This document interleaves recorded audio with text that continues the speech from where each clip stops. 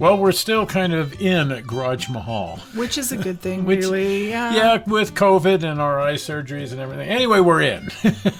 We're real in. And we showed you guys the big project there, the Chama coaling tower, but some parts of it are made from plastic, evergreen plastic. This is the coal grate system, where the coal would be dumped from a drop bottom gondola into a giant coal bin and then lifted up into the coaling tower by huge coal buckets. So both of those systems are being built entirely out of evergreen plastic, this white plastic. And that's working out well. Yeah, I like working with evergreen plastic. So it looks like the grates are mounted into these concrete retaining walls, so I decided to try to copy that. Yes, and the fundamental structure, most of this model is built of wood, as are the retaining walls. Right. Only you covered them with plaster. With plaster to make them look like cement. Cement, yeah.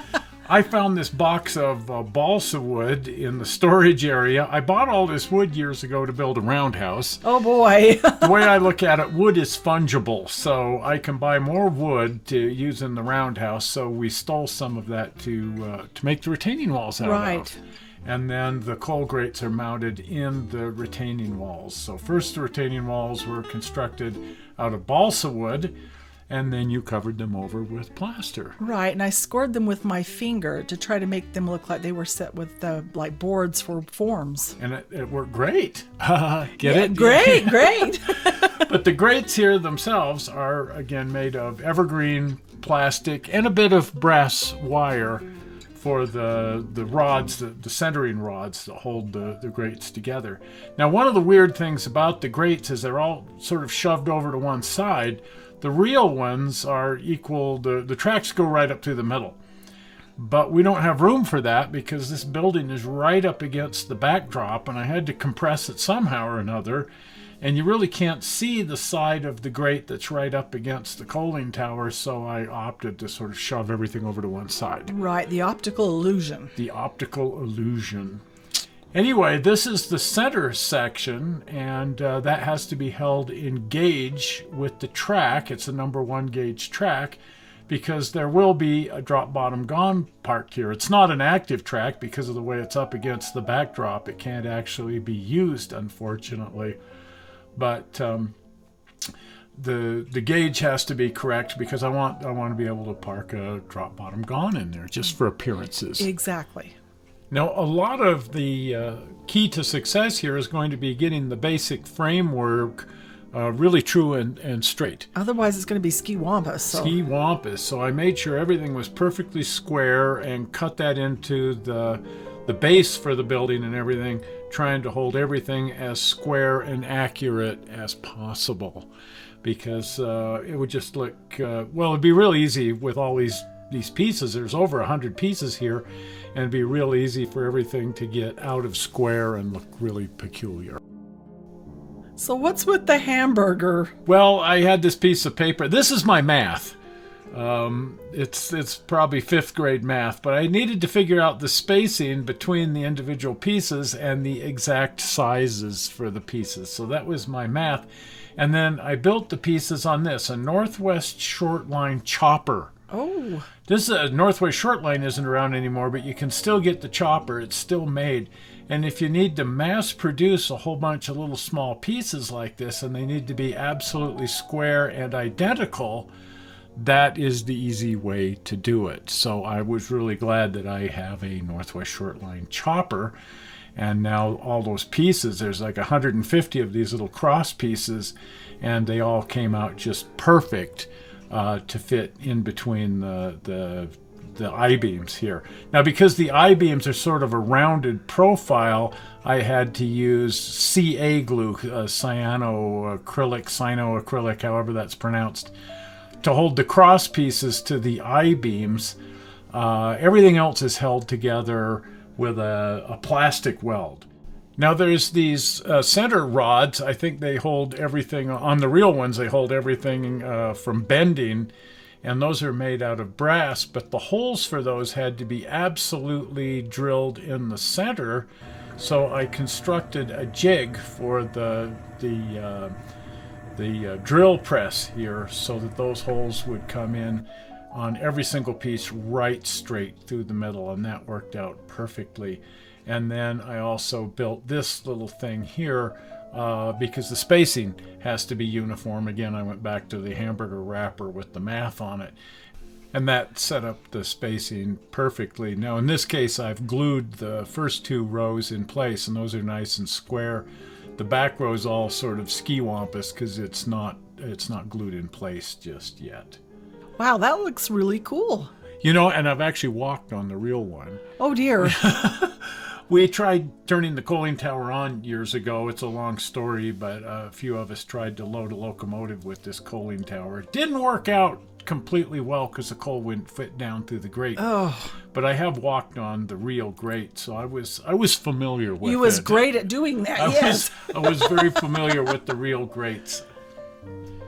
But it makes a wonderful looking model. I love these models with a lot of little small pieces like this. It just, I don't know, it just shows off real well. It does. It seems real. And it looks so neat with the drop bottom gondola parked on top of it this way. It does. So all finished and put together and glued and strong, and I was ready to put some paint to it. Wow, look at this. So I shot it with an oxide, the red primer. I think it's an oxide primer. Anyway, because the whole thing's going to be a rust color, so I thought I might as well use a red primer as opposed to a gray primer because it's already close to the color that I'm actually using, making sure that it's covered really well, both top and bottom, with the primer paint. And this also shows up any little defects that need to be corrected, and then I shot some more primer paint on.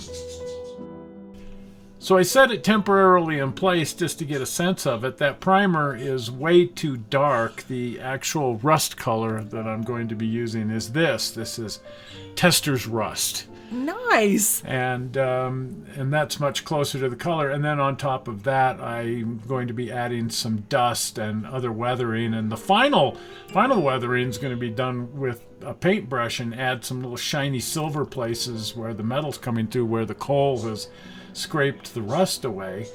And then just some general final assembly here on the whole coal bin. These pulleys and stuff will need to be added in. But for the most part, that's the coal grate system. Okay, on to the coal buckets. So the coal that's down in the big coaling bin is raised to the top of the tower in these great big iron buckets. Whoa.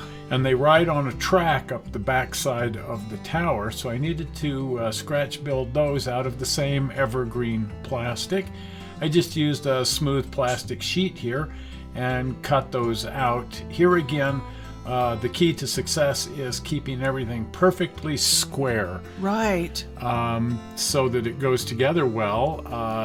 Otherwise, your seams are not going to look, it just isn't going to look good.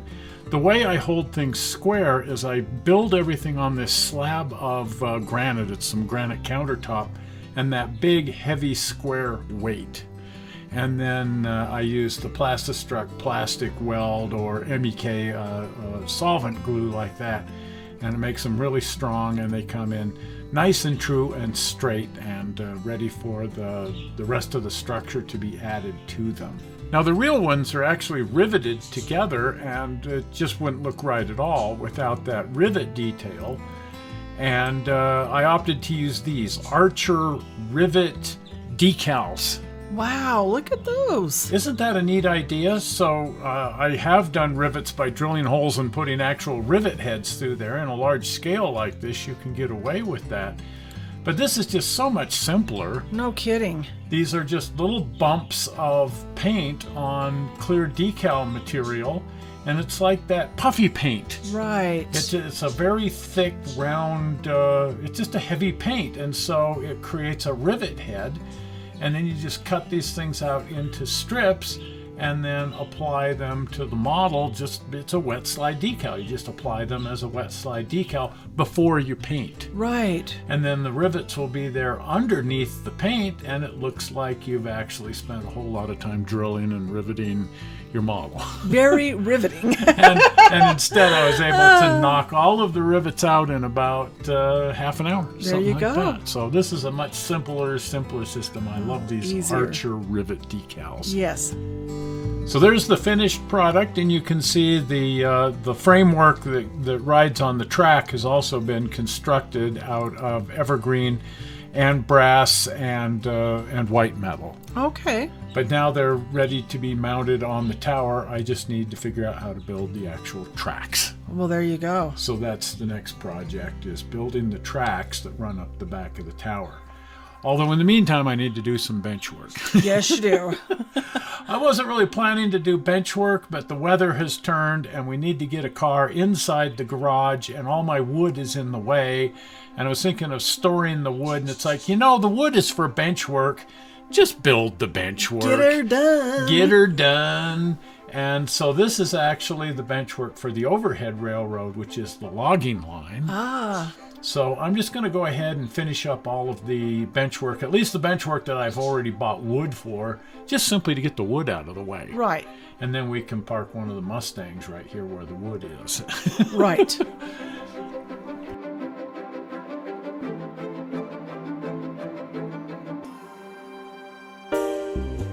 Now this part of the bench work runs through the area we affectionately call the kitchen. Right. It's called the kitchen because the microwave and the refrigerator are in there. But the trains will move from room to room as they go around Garage Mahal, going through openings in the wall. And the trains will pass through this section of this area. So I got the bench work put in there, and I think it turned out nice. I like it. And this is something that you and I will be working extensively on together, because there's an entire city that goes in here. Oh, boy. And all of these buildings have to have interiors. Oh. And that's kind of your forte. Oh, I've been practicing. You've been practicing building interiors. And so there'll be buildings extending all the way up to the ceiling. And the premier building here is going to be the New Rex Hotel. And I've already constructed one piece of that, and that's the working neon sign. And that was made clear back 4 years ago. Wow, has it been that long? It's been that long. Oh, my goodness. So I'll put a link in the description here so you can find the video on making the neon sign, the working neon sign for the New Rex Hotel. There'll actually be 2 neon signs. This is the small one. But then a lot of it's going to be your work here doing the interiors. Right. Because the entire hotel, all the hotel rooms need to have interiors. Right. As do all the buildings. Mm-hmm. And this is your Christmas room. Yes, that was last Tuesday's show. Yes, it was. And if you haven't seen that, I'll put a link in the description. But it's just last Tuesday's show. And upcoming interiors are going to be some of your book nooks. Right. These are fun. They look like a book from one side, and they're a diorama from the other side. Just an idea I got off on the internet. The same thing, but they want a fortune to buy the kit. Yeah, there's all these kits available, but they're well over $100. Right. Scratch building's funner anyway. That's a lot better. And you seem to be sticking mostly to wood. I like the balsa wood. It's easy to cut with an X-Acto knife. So these are fun. And this is the great hidden train platform, 9 3/4 from Right. Harry Potter. What better thing to hide in a Harry Potter book than platform 9 3/4? Yes. Everything's scratch made, including that little lamp. Yeah, and it's coming together really, really well. So that'll be an upcoming show, so watch for that.